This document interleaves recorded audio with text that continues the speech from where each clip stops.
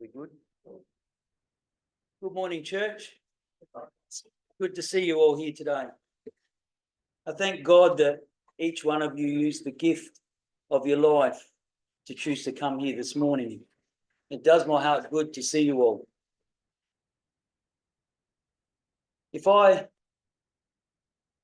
Thanks, mate. If I was to tell you that I have a daughter, she's about 32, and she's married to a fine Christian young man who is a good leader of his household. And they got a kid, a boy, he's about 2.5. And you'd say, well, that's nice. That's good. It's in the realm of normal. But if I said to you that I have a daughter and my wife has to change her nappy, she's about 32, and my wife has to change her nappy. And when we go into Murray Street, Gawler, we have to push her in a wheelchair. And then when we're at home, we have to feed her. You would have a different aspect, wouldn't you? You'd probably feel sorry for us and think that we're doing a fine work looking after our daughter, yeah?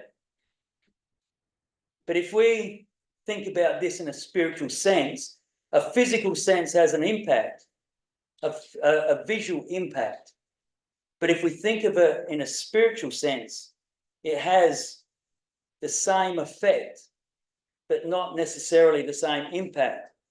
So if we look at Hebrews 5 here, and we come down to around about verse 10, the writer of Hebrews is trying to explain to the Hebrew brethren about Jesus being of the order of Melchizedek. That is, he is a priest and king.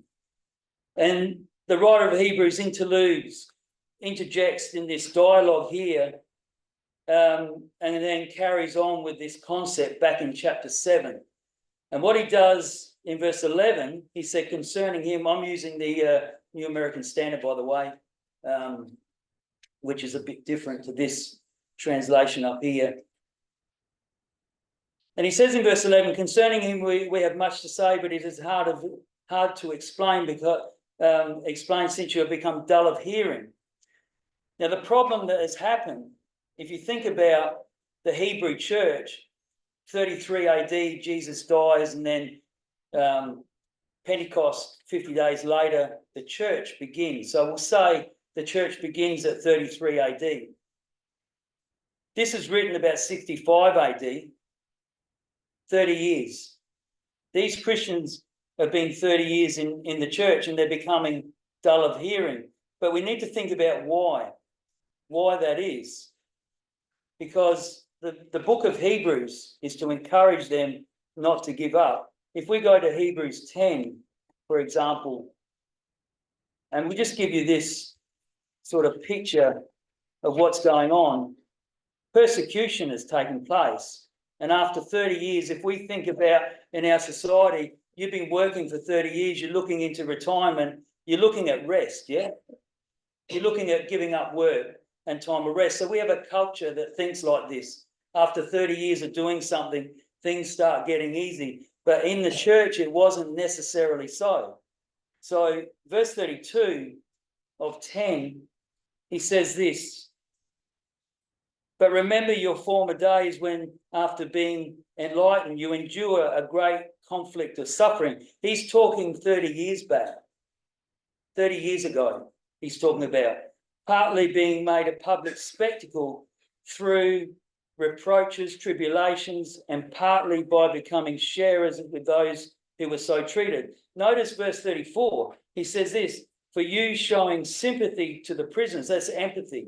You know, if someone's suffering, you've got empathy for other people who suffer. Usually, like 2 Corinthians 8 talks about the Macedonian brethren, they were poor, and they begged them to participate in the support of the saints because they were poor, and they found finance to give to the brethren who were suffering back in Judea.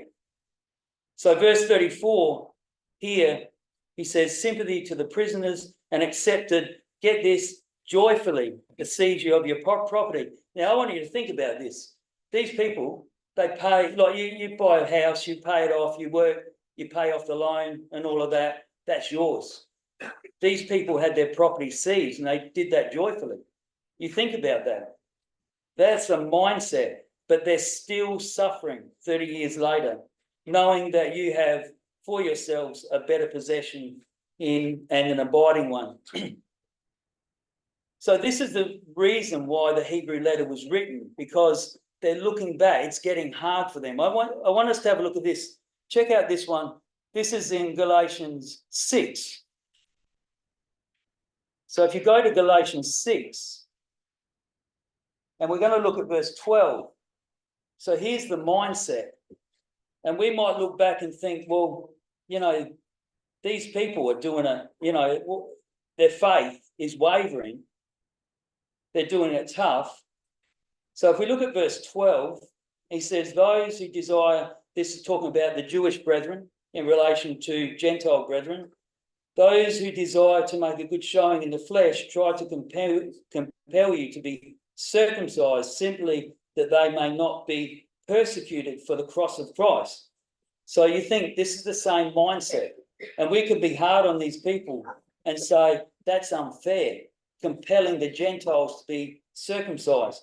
In verse 13, he says, for those who are circumcised do not even keep the law themselves, but desire to have you circumcised that they may boast in their flesh. So they can say to the Hebrew brethren, look, they are a proselyte. And so it makes their life easier. I want you to think about this. In a Jewish family,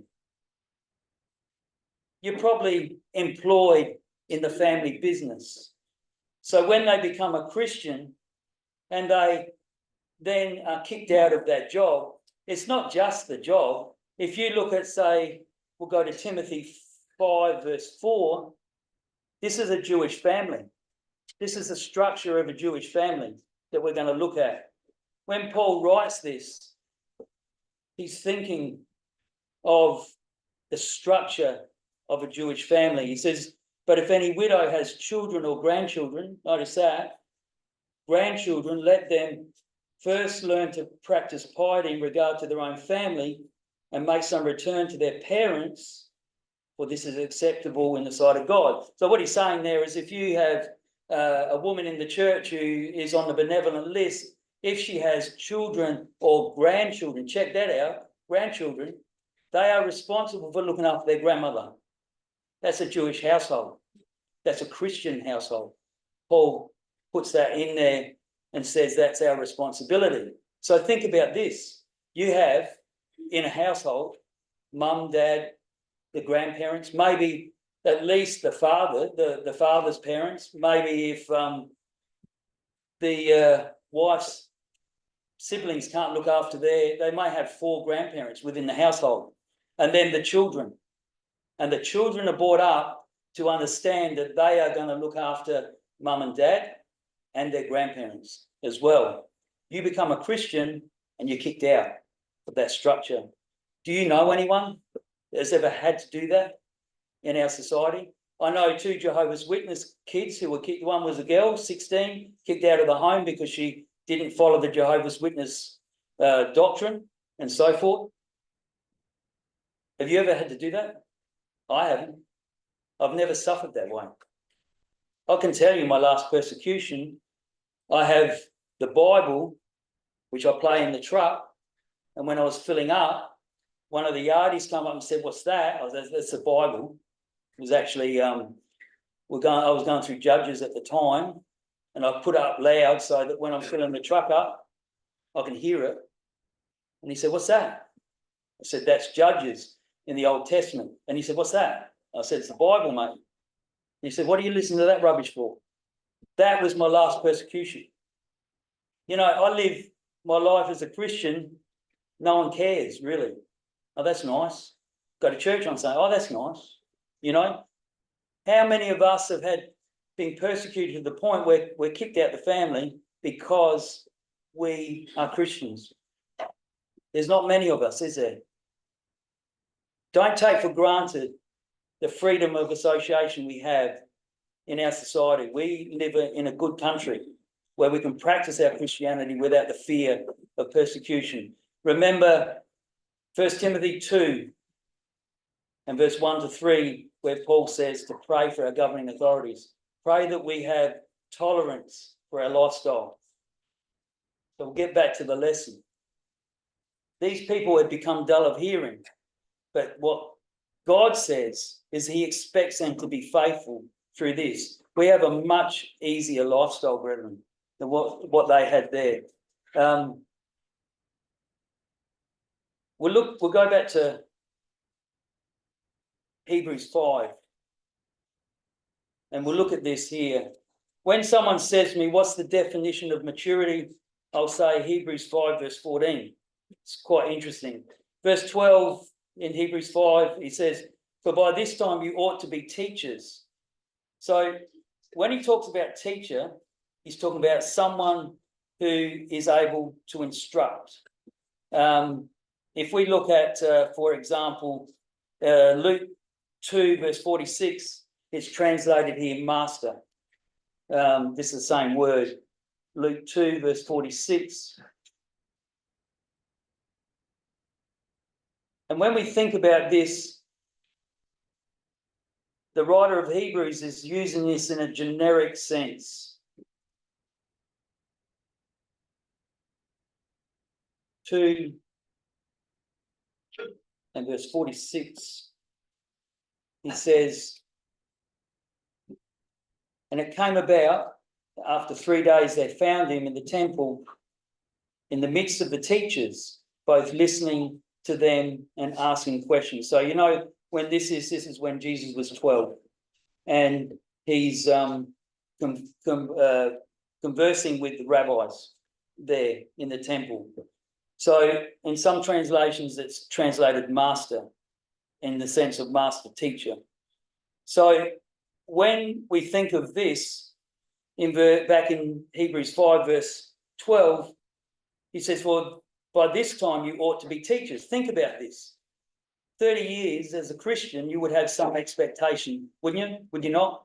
Take, for instance, Rhonda over here. I became a Christian in March 1980. She was teaching the Bible school. She taught my two girls, Adelphi and Abigail. Stephen Shivers, I don't know if you're out there somewhere. I can't see you, but Stephen Shivers. We've got a photograph at home of Stephen Shivers and Adelphi in Rhonda's Bible class. She's still teaching Bible class. She's teaching Jacob, my grandson, now. So you think about that. Rhonda and Terry, these people here, that's longer. 1980 is longer than 30 years, yeah? You have an expectation of how people behave. You see their behaviour, you see the conduct, the product of their behaviour. So after 30 years, you ought to be a teacher.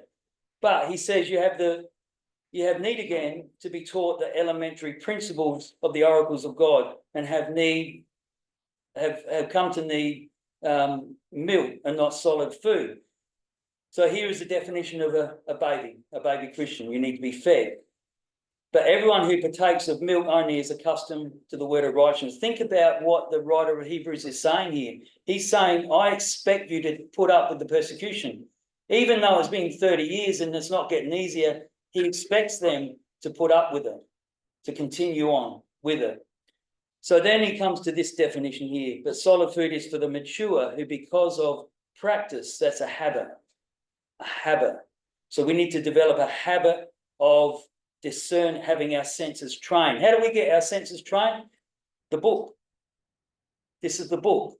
So if you think about the way of training our senses, we're talking about Romans 12, verse 1 and 2, that we are able to put this in. And what comes in then comes out. What's in here will come out. So we have a habit of training our senses. Now, I want you to think about the habits, habitual things. You habitually have breakfast, yep. You habitually have lunch, habitually have evening meal. The Bible's the same thing. It's exactly the same. So we look at things in a physical sense, and we see them and it has an impact. In a spiritual sense, sometimes it's not as obvious. So then he says, have their senses trained. Exercise is exercise. You know, Abigail started running. So she's doing these runs and stuff. And then she wants to do this other run. She was telling us about it. And she's got to train, exercise to get there. Got to get the heart pumping, the nutrients coming in and so forth. But notice what he's saying. Exercise to discern good and evil. Sometimes it's hard to discern. As you get older, you start to see things, foresight, and you start to see and you can preempt and avoid things. So we should be all teachers. But I want to go to James 3, verse 1. Have a look at this one. I'm sure many of you will know exactly what James 3, verse 1 says. But he says here that not many should be teachers. So he says, let not many of you become teachers, my brethren, knowing that in such we shall incur a stricter judgment. What's going on here? This is James, the Lord's half-brother. If you think about when Jesus was preaching, his family went out to try and bring him back because our older brother, he's gone a bit loopy. And what's he doing? Doing all this stuff. So they tried to stop him from preaching. And then Jesus, of course, says, who is my brothers? Who are my sisters? Those who follow me. You know that scripture there. So James is the Lord's half-brother. He ends up becoming a Christian. It's interesting. It's quite interesting. But here he says, let not many of you become teachers.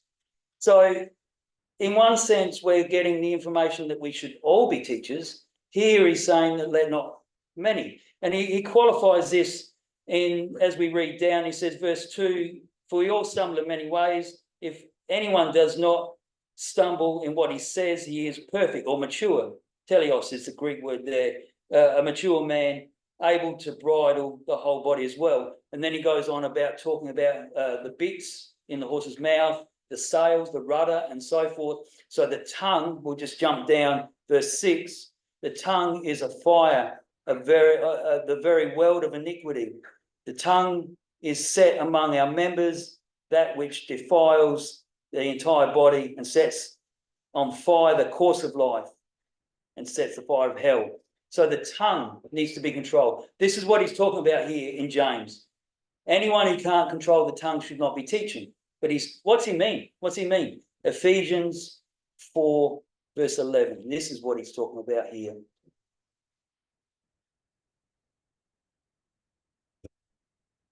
Now you get that up there. You've got that up there.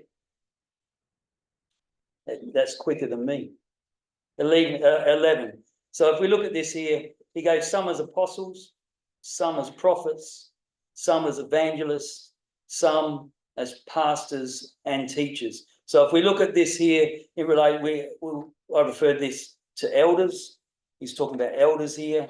If you look at this, when he talks about this, the structure of this sentence, you've got the Greek conjunction here, which is kai, which means to as well as. So basically what he's talking about is a pastor is also a teacher. That's what it means. Pastors and teachers. So elders are able to teach. That's what he's talking about. What is this all for? Verse 12, for the equipping of the saints, for the work of service, for the building up of the body of Christ. This is a mature church he's talking about here. This is what we're aiming for, maturing in the church.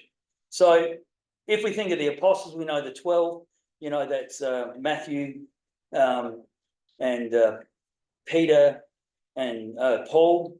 The prophets, Luke and Mark, they're the prophets. And the church is built on the foundation of the apostles and the prophets. So when we read this, we're reading prophecy and so forth. Evangelists, that's someone who goes out usually full-time.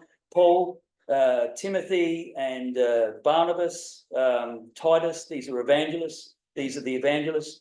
And then, of course, elders. But when he talks about this, he's talking about the system.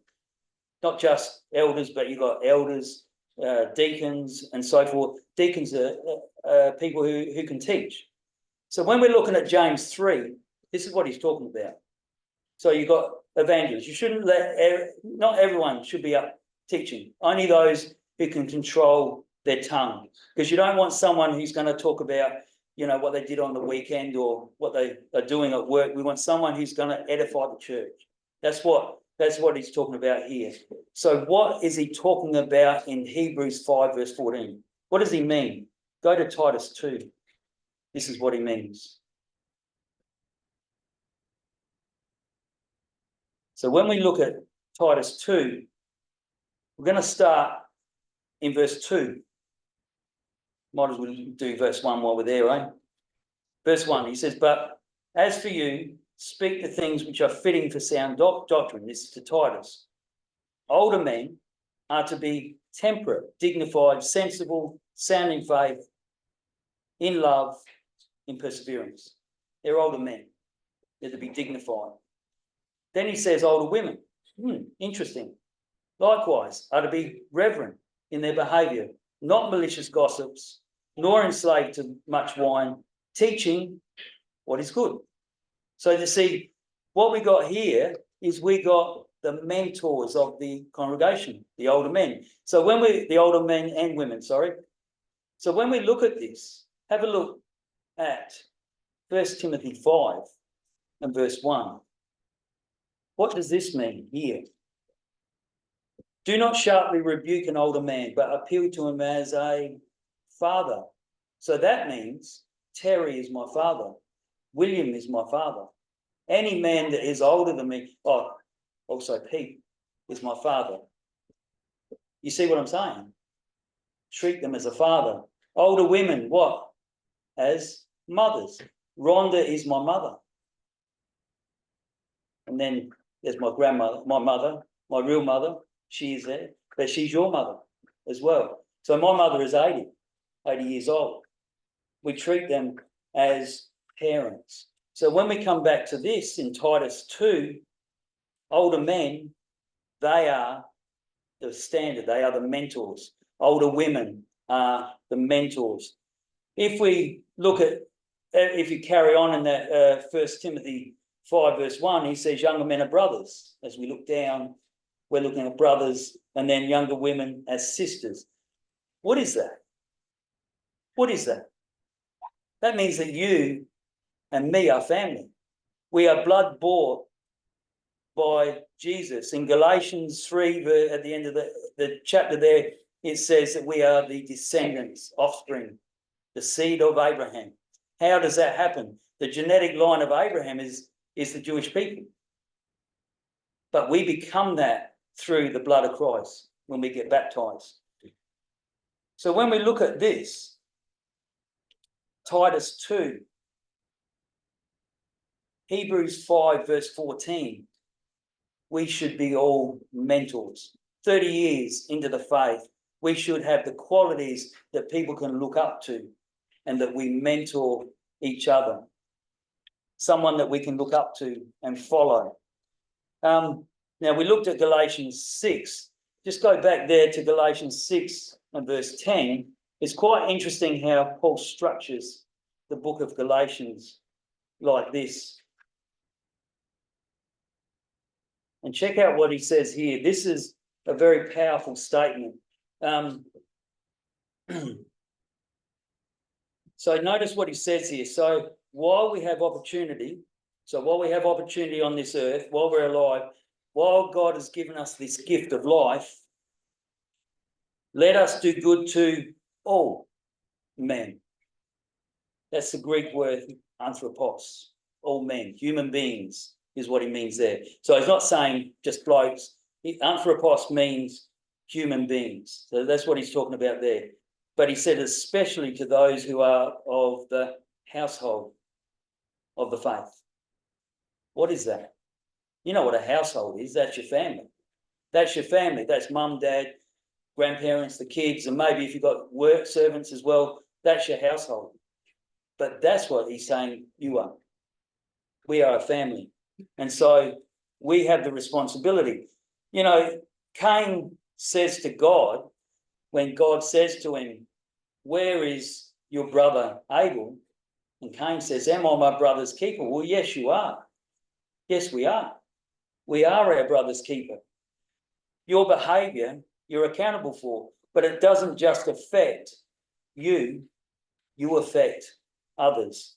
So to finish off, to round this up,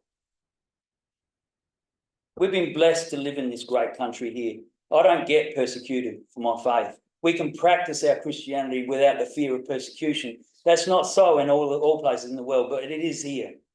God has blessed us with the privilege. Don't take it for granted. Pray that we can live a peaceful and tranquil life. That's 1 Timothy 2, verse 2. He talks about that. So when we look and we come here and we interact with our brethren, you are a mentor, you are a teacher. That's what you are doing. You need to think about your behavior, what you say, how you behave, what you do, and so forth, because you are teaching in what you do. And then, of course, we think about our life as a Christian. We are to practice our Christianity. You know, like if you ever do something and you don't do it for a while, and then you go and do it again.